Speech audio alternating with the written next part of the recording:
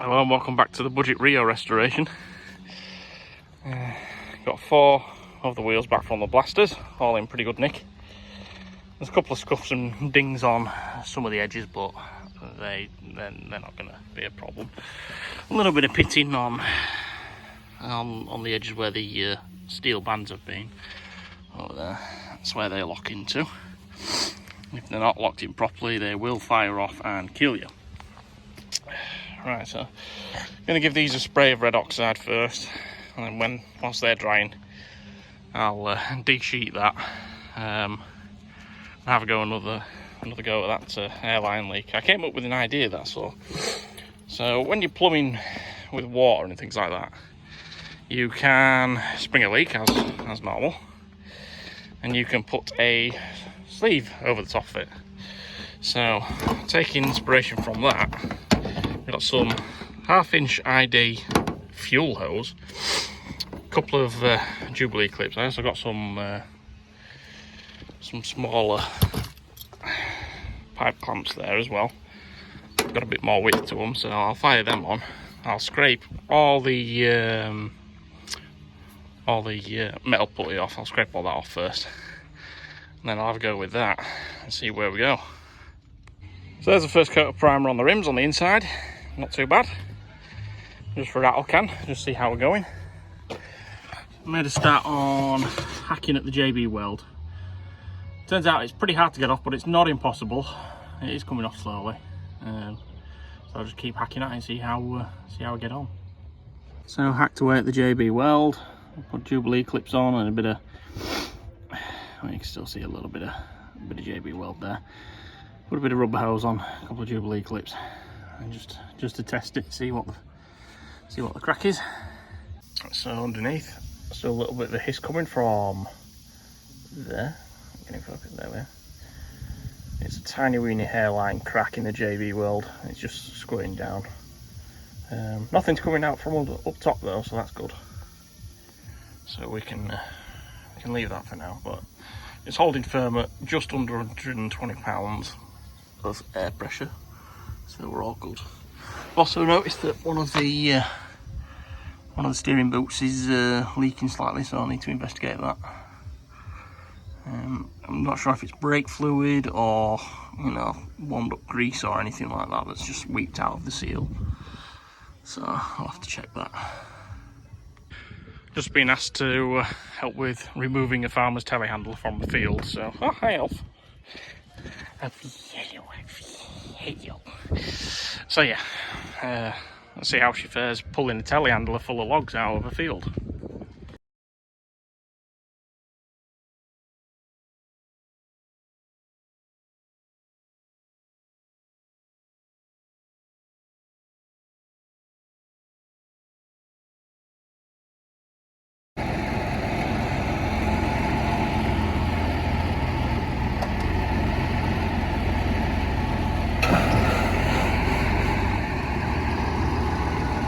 We got diff lock. Diff lock. Put diff lock in. Right.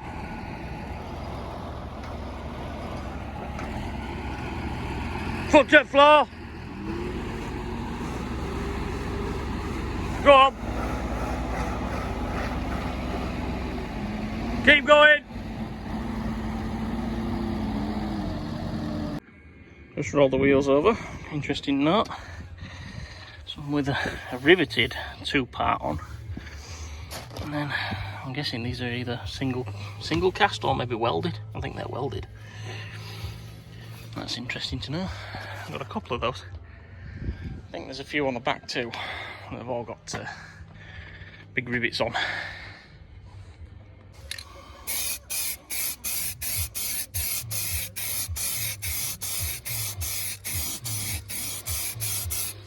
Oh, hey Alf.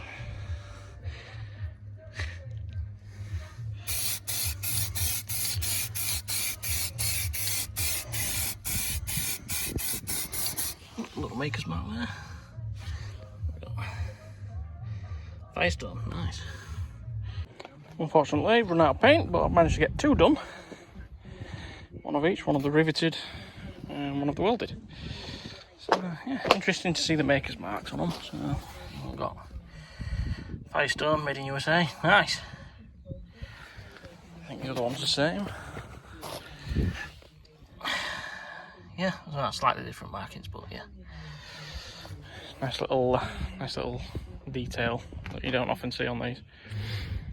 So that was 4 cans actually, which is pretty decent. I'm only using cheap stuff. Just Autotech red primer out of a can, 500ml, 4.5 quid. That was a good one. 4 cans, at least I know how many I need to do the remaining 10. Oh well. Right, then we're underneath.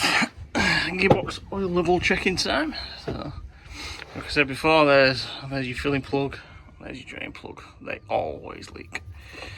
I mean, you could probably drop all the fluid out of it, put some PTFE tape around it or whatnot. Maybe you can even get a sealed one. But they're just literally on threads. So I'm gonna see if this one will crack off. This one is like a big Allen key. So as you can see, one head there. She's a big one. Can't remember what fitting it is now. What does it say? 14mm. It's like a big 14mm Allen key head. So.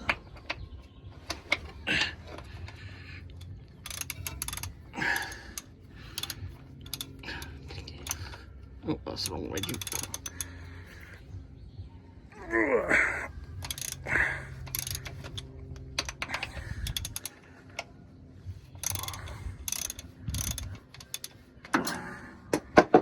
So hopefully we shouldn't get covered in jollop.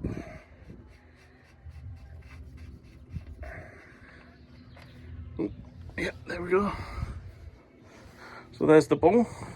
Get in focus. She's a little bit crimped because when I originally undid it, it was in there so tight I had to use vice grips on it. So oil checking time. So before fingering, feel the end of the thread, bend your finger down. Oh, there we go. So it just comes up to your first knuckle on that bend, and it's nice and clear still, which is good because I drained and refilled it at the start of the year. So there's your oil check on your gearbox. Next job, let's check the levels in transfer box. So this one's another, oh, yeah, a bit of air coming through out there. So this one again is another bespoke fit into these. Big square one, I think it's maybe an inch square. Again, just your bog standard one. So in relation to the vehicle, so there's the back axles. That's where your front prop would run across there and there. And there's your hole. So my fingers go straight in there. Ah, there we go.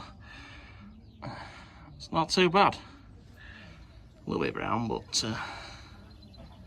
not too bad. We can live with that. So that's all tightened up, and then inevitably I got joined by Health here. Hey.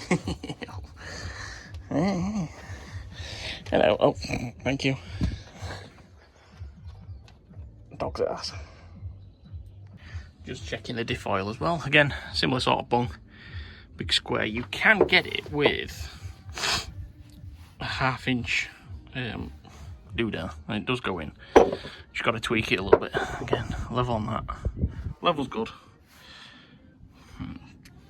Colour's okay, which isn't bad to say that I'm not actually using the front diff. It's just getting spun up. I do plan to put freewheeling hubs or de-spline the current hubs on it. Just de-spline, I'll show you in a minute. I'll just nip this up. Right, so what I mean by de-splining the hubs, so these, take these off, and these connect to your half shafts that go into your diffs. And there are splines on the inside of the shaft. So if you de-spline these, it disconnects the hubs, which in turn spin the wheels, blah blah blah, from the diff. It just decreases rolling resistance from your front diff, and if you're not running your front prop shaft like me, there's no need to spin your diff up. It's just creating drag. So I could get lockout hubs, which you've seen on some Jeeps and that, where it's got like a little switch This basically does the same job, just cheaper. A set of hubs for these freewheeling lockout hubs, you're looking at $600 plus import and postage. So if you do get one of these and you want a cheap way to get a bit less resistance, de-spline those. I do know a guy who's got a pair waiting for me, he's just not replying. So another little trick for Rios, that's good to know. De-spline your hubs. Right, so we're all tucked up, turned it around to load them rims in because they are heavy. Checked all the diff oils, all good. Gearbox and transfer box, all good. Greased up a few drive shafts and that as well whilst I'm under there. Other than that, we're all good to go really for show season. Yeah, she's crusty. It's not the best example, but it's been 20 years in the making this, so I'm still happy with it. It could be better, of course, just like with everything. It's a marathon, not a sprint. Anyway, thanks for watching. I'll see you in the next one.